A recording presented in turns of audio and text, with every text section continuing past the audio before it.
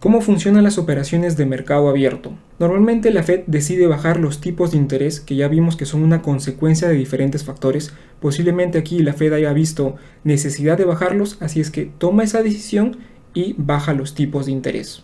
Entonces lo que hace la Fed es solicita al Banco Federal de la Reserva de Nueva York la compra de valores. Solamente este Banco Federal de Nueva York puede realizar estas transacciones. La mesa de mercado abierto de la Reserva Federal de Nueva York se dirige a comprar valores de sus agentes primarios autorizados. Y estos agentes primarios autorizados siempre están dispuestos a vender y comprar estos valores, por no decir obligados.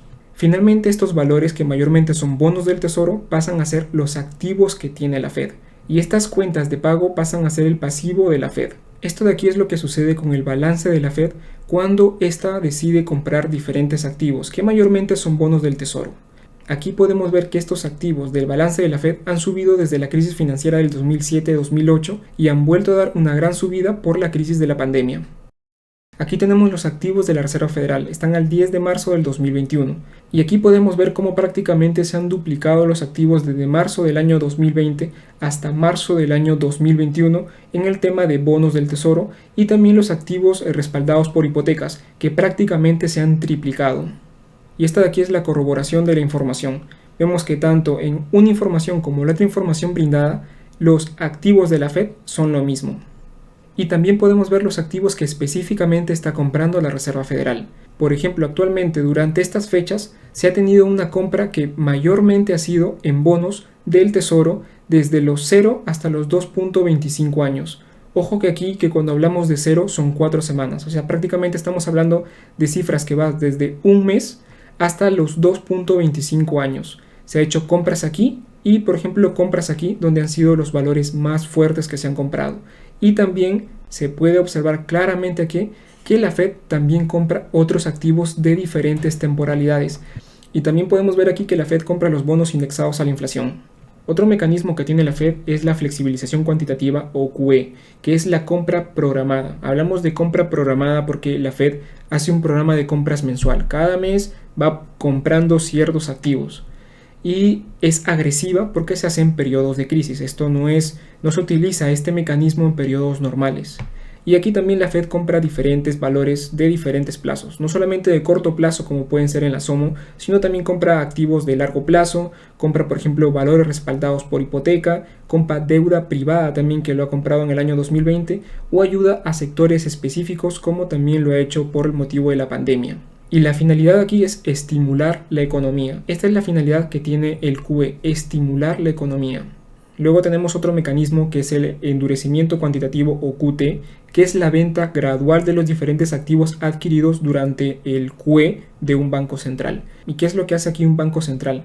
Lo que sucede es que un banco central necesita vender esos activos que tiene, reducir su balance. Entonces lo que hace son ventas graduales para poco a poco ir retirando esos activos de su balance. Poco a poco los va vendiendo, no puede hacerlo de forma agresiva, sino esto lo hace de una forma gradual, a diferencia del QE que lo hace de una forma agresiva. Y otro mecanismo que tiene la Fed son las operaciones twist o las OT. Esto de aquí busca reducir los tipos de mayor largo plazo para generar un mayor estímulo. Cuando ya no es suficiente, actuar en las tasas de interés, en los tipos de interés de corto plazo, lo que hace un banco central es atacar las de largo plazo. Y esta estrategia de aquí es comprar bonos de largo plazo, pero a la vez vender bonos de corto plazo. De esta forma, el balance de la Fed no aumenta tanto, porque por un lado compra estos activos de largo plazo, pero también vende los de corto plazo que ya tiene. Y finalmente tenemos el control de la curva de rendimientos, que es la compra de activos de mayor largo plazo para mantener bajos los tipos de interés de largo plazo. Aquí las compras no se hacen programadas, a diferencia por ejemplo del QE donde se sigue un programa mensual. Aquí las compras se hacen según sea lo necesario para llegar a una tasa objetivo. Y para poder entender esto un poco mejor debemos entender qué es la curva de rendimientos. La curva de rendimientos es la relación que existe entre los diferentes vencimientos de los bonos del tesoro, que son los que tenemos aquí, puede ser desde un mes hasta los 30 años, con sus respectivos rendimientos. Estos rendimientos que tenemos aquí varían según las expectativas económicas y lo que hace el gobierno es tratar de modificar estos rendimientos vendiendo o comprando bonos para influir en estos. Esta es la curva de rendimientos normal. Esto es lo que sucede en situaciones normales, donde los inversores esperan un rendimiento por asumir el riesgo de poseer bonos con vencimientos más largos. Por lo tanto, los rendimientos de estos bonos largos serán mayores que los rendimientos de menor corto plazo. Esta de aquí es una curva de rendimiento invertida. Y esto de aquí sucede porque los inversores en el corto plazo están exigiendo mayores rendimientos de los de largo plazo. Estos rendimientos de corto plazo aumentan porque los inversores prevén que en el futuro de corto plazo va a haber riesgo y estos solicitan, exigen unos mayores rendimientos del corto plazo que en el largo plazo que lo ven más seguro.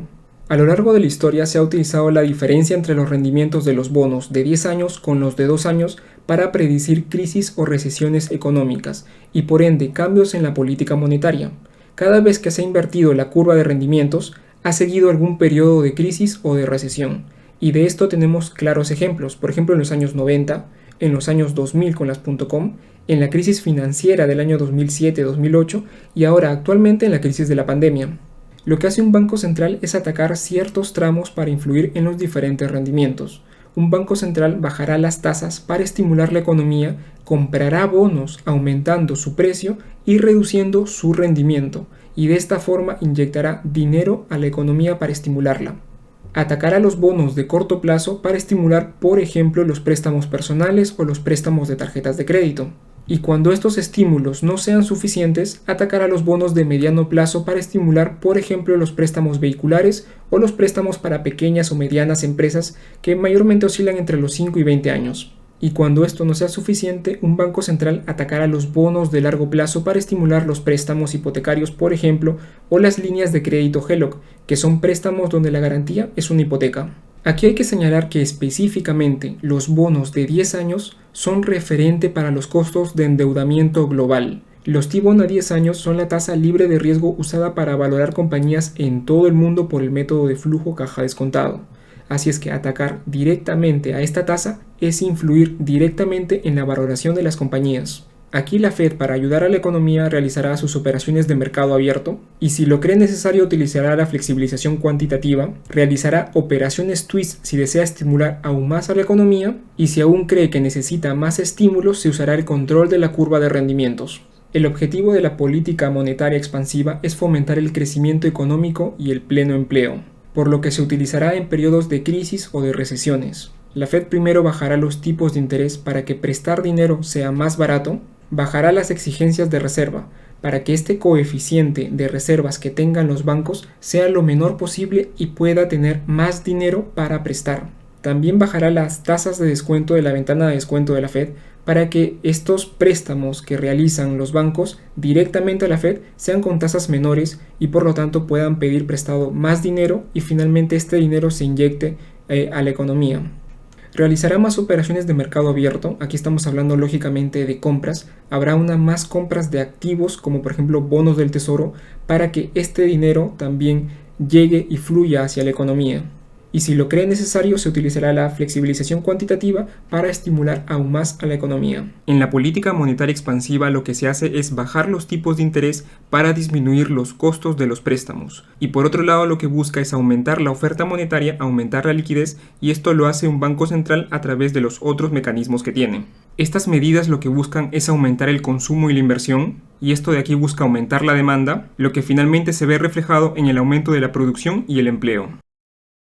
Política monetaria restrictiva. Aquí el objetivo es controlar el aumento de los precios. Se utiliza en periodos inflacionistas y de gran endeudamiento. Lo que se hace es subir los tipos de interés porque las personas están comenzando a endeudarse y los suben para que pedir prestado dinero sea más caro. Aumentan las exigencias de reserva para que este coeficiente de reserva que tiene un banco pues sea mayor y por ende pueda prestar menos dinero. Aumentan las tasas de descuento de la ventana de descuento para que estos préstamos que hacen los bancos a la Reserva Federal directamente sean a una tasa mayor y por ende los bancos pues piensen más sobre pedir estos préstamos. Aquí se comienzan a hacer ventas de las operaciones de mercado abierto, comienzan a venderse bonos del tesoro y también si lo cree necesario utilizará el QT para vender todos los activos adquiridos en los QE anteriores. Todo esto de aquí se hace con la finalidad de que pues estos activos que tenga la Fed reduzcan y a la vez se vaya quitando ese dinero que se le ha dado a la economía, ¿no? Para que haya menos dinero en la economía. Lo que hace la política monetaria restrictiva es subir los tipos de interés para aumentar los costos de los préstamos. Y por otro lado busca disminuir la oferta monetaria, disminuir la liquidez de dinero en el mercado a través de los otros mecanismos que tiene un banco central. Esta política monetaria busca disminuir el consumo y la inversión, disminuye la demanda y por ende termina reduciéndose la producción y el empleo.